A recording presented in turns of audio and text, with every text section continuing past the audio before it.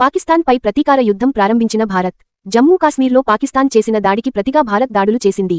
Turkish డ్రోన్ల సహాయంతో జమ్మూలో భారత్కి ఎదురైన దాడికి ధీటుగా స్పందించింది.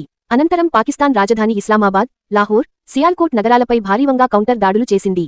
భారత మిస్సైళ్ల దాడులతో పాకిస్తాన్ ప్రజలు రాత్రంతా భయంతో గడిపారు.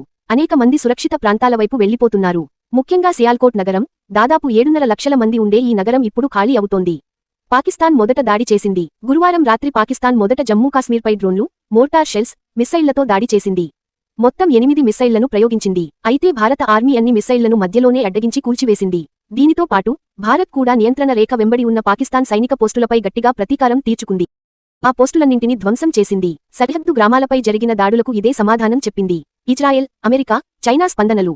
భారత్ చర్యలను ఇజ్రాయెల్ అభినందించింది. ఉగ్రవాదాన్ని అంచాలని భారత్కి మద్దతు తెలిపింది. అన్ని రకాల సహాయాలు అందిస్తామని చెప్పింది. అమెరికా మాత్రం జోక్యం చేసుకోవడాన్ని తిరస్కరించింది.